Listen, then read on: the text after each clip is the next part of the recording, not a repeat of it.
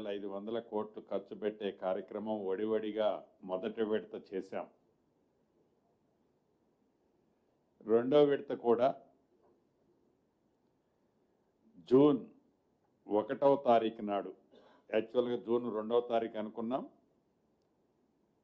దాన్ని 1 డే ప్రీఫోన్ చేశాం. జూన్ 1వ తారీఖు నాడు ఆసిఫాబాద్ జిల్లాలో సిరిపుర్ కాగజ్ నగర్ దగ్గర గౌరవ ముఖ్యమంత్రి గారు చేతుల మీదుగా సహచర మంత్రివర్యులు మిగతా ప్రజాప్రతినిధులందరి సమక్షంలో రెండవ విడత 2.5 లక్షల ఇళ్ళు లాంఛనంగా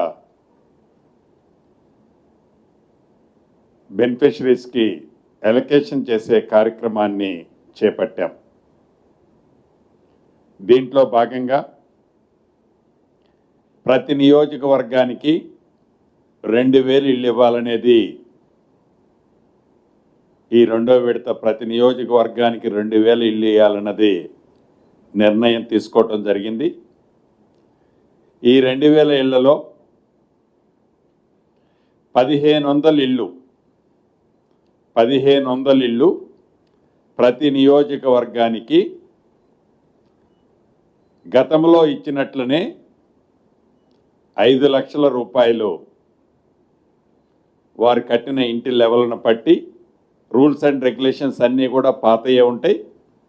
15,000 ఇళ్ళు ప్రతి నియోజకవర్గానికి ఇస్తూ మిగిలిన 500 ఇళ్ళు ఏవైతే ఉన్నాయో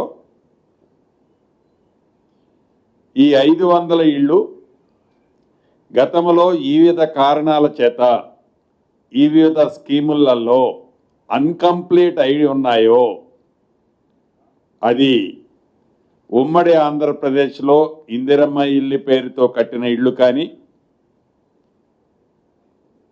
గత ప్రభుత్వంలో గృహలక్ష్మి కార్యక్రమం ద్వారా ఇచ్చిన ఇళ్ళు కానీ, లేకుండా ఎవరైనా బెనిఫిషరీ తను వ్యక్తిగతంగా ఇల్లు అన్కంప్లీట్ చేసిన వాళ్ళు కానీ ఉండి ఉంటే, వారు నిరుపేదలై ఉండి ఉంటే,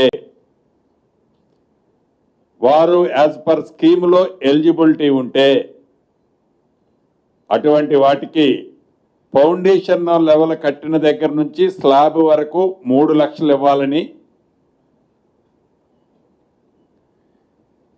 వాల్స్ కట్టి స్లాబ్ వేసే వాళ్ళకి 2 లక్షల రూపాయలు ఇవ్వాలని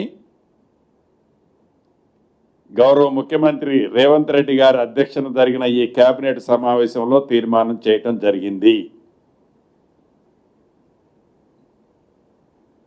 పారదర్శకంగా అన్కంప్లీటెడ్ ఉండి